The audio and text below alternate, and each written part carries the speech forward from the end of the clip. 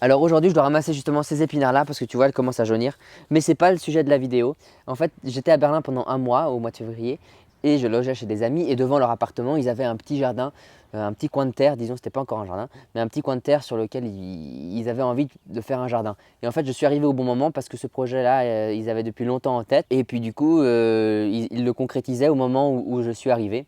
Et donc ça m'a permis de leur donner un petit coup de main, mais bon, un coup de main qui n'a pas été vraiment utile parce que je filmais beaucoup, donc j'ai pas été vraiment utile, mais enfin bref. Mais du coup, je voulais filmer en fait pour montrer qu'on peut faire un jardin en ville. Alors oui, c'est la création d'un jardin, c'est pas encore le jardin vraiment, on va voir ce que ça va donner, parce qu'il y a plusieurs paramètres qui pour moi me semblent un peu délicats, mais on va en reparler dans la vidéo.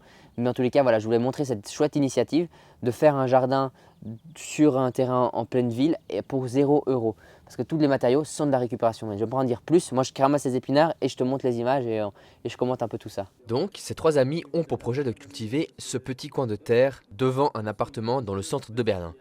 L'idée est de faire un potager pour presque 0 €. Ce terrain est encadré par de grands immeubles, ce qui fait de l'ombre. Et il y a aussi un grand chêne qui bloque la luminosité. On a donc observé ensemble la course du soleil afin de trouver les endroits les plus ensoleillés sur ce petit coin de terre. L'hiver à Berlin peut être très froid, bien que ce n'était pas le cas quand j'y étais. Et le fait que le jardin soit à l'ombre peut retarder l'arrivée de la chaleur. Pour cette raison, ils ont décidé de construire des châssis vitrés qui permettront d'augmenter la chaleur. Mais là où ça devient plus intéressant, c'est qu'ils ont fait ça pour presque 0 €. Jérémy a récupéré des vieilles fenêtres qui allaient être jetées. Dans la rue, sur des chantiers, ils ont trouvé des palettes qui n'étaient pas consignées et qui allaient être elles aussi jetées. Avec ces ressources et de l'huile de coude, nous avons récupéré les planches, découpé les vitres, enfin juste la partie en bois, pas le verre à proprement parler. On avait quelques outils, mais parfois on était quand même limité par le manque de moyens et on a dû improviser. Bon, après, si je le saute à peu près bien, normalement, c'est pas bien.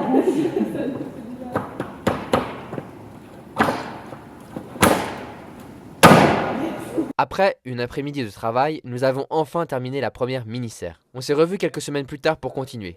Entre-temps, ils avaient vraiment bien avancé et récupéré encore plus de planches. Alors, qu'est-ce que vous avez fait en une semaine, 2 semaines? Il y a le compost qui est nouveau. Le compost, oui, c'est ça. Et on va encore faire un couvert.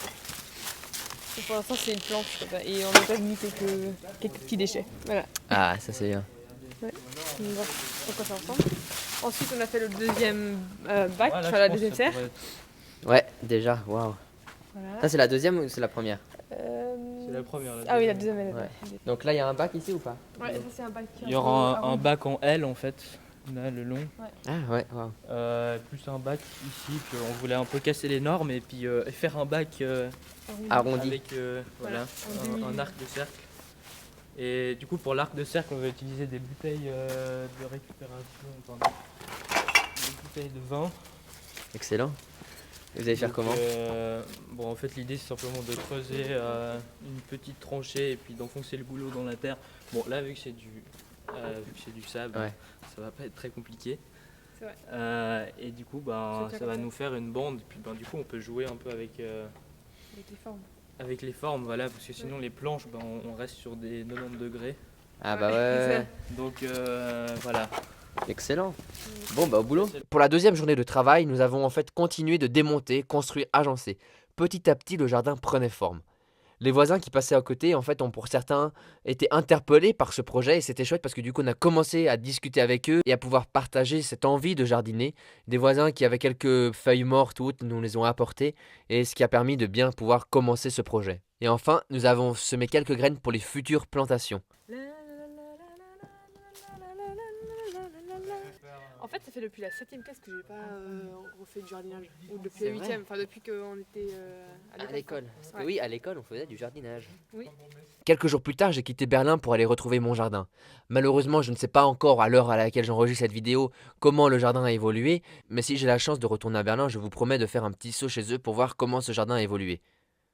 En tous les cas, je leur souhaite le meilleur avec leur nouveau potager. Bon, voilà, je crois que ça suffit déjà pour aujourd'hui. Un bon cajot d'épinards. Du coup, j'espère que cette vidéo t'a plu. En tous les cas, j'ai pas prévu de retourner à Berlin tout de suite. Enfin, même pas dans un... Enfin, bref, j'ai pas prévu de retourner à Berlin. Mais du coup, j'espère quand même pouvoir y retourner. J'aimerais bien aussi voir comment ce jardin justement évolue. Donc maintenant, place à la citation. C'est à nouveau un proverbe et les sources divergent un peu quant à sa provenance. Certains disent que c'est un proverbe amérindien, d'autres disent que c'est un proverbe indien. Et ce proverbe dit « On ne reçoit pas la terre de nos anciens, on l'emprunte à nos enfants ».